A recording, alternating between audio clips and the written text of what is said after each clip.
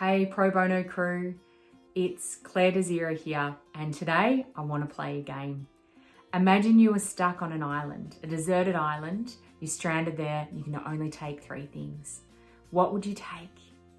I would take mint slices, I'd take soda water, cannot get enough of the stuff, and I would also take gratitude.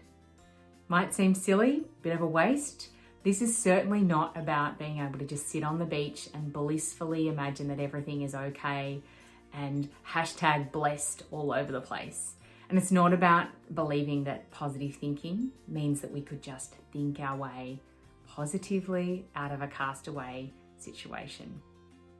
This is actually about survival, because when we're stuck somewhere, like a desert island, our negativity bias that our brain loves to play with can actually go into overdrive, which means it can actually be taking a lot of energy and time to go through all of the worst case scenarios and to ruminate on all of those worst case scenarios. And in a funny way, doing that gives us a sense of control. It actually makes us feel a little bit more like we're in control, because we can feel like we're more prepared and that we know what actions we take if all of those worst case scenarios happened. But we can easily get stuck ruminating in the worst case and feeling that perceived sense of control. But the reality is there are many things that are out of our control. And that's where gratitude can really support us. It can support us to see the bigger picture. It can support us to problem solve. It can support us to see things differently and what's really in front of us. It can support us when we're overthinking things that are out of our control, when we're spinning our wheels and we're procrastinating. It can help us see what is right in front of us. It is about survival. At Top 5 Movement, we've been working with people in 40 countries to harness neuroscience.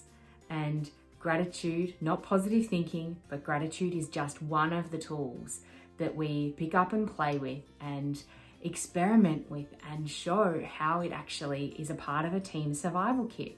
A team that is feeling stranded, maybe out of control or destabilized by change. It all comes back to neuroscience. The other thing, gratitude is also one of the most instrumental ways to improve our happiness, so you get a bonus there. Mindset and resilience training like this is not a nice idea.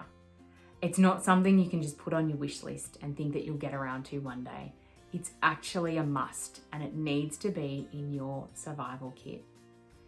If you want to explore what this could look like for your team, then follow the links below and by all means book some time directly in my diary and let's have a chat about what it could mean for your team and how it could support you to get better results and to take care of each other and build stronger relationships even during change. And if you want to give this a crack for yourself, then come back always to the most simplest tool that we love to talk about, and that is at the end of each day, picking up a pen and writing down 3 to 5 things that you're grateful for. The small wins, the things that didn't happen that you're relieved about, the tiny, tiny moments. They're so worth noticing, and they retrain and change your brain every time you do it. If you've already been following a practice like this, then you want some bonus points or to take it to the next level, then write down those tiny moments and also just take a minute to think about why. Why are they on your list that day? And that can also just help that practice and training your brain to the next level. Please stay safe. We're here to support you and your teams. And we really hope you're taking care of yourselves and each other during this strange time. We'll see you next week.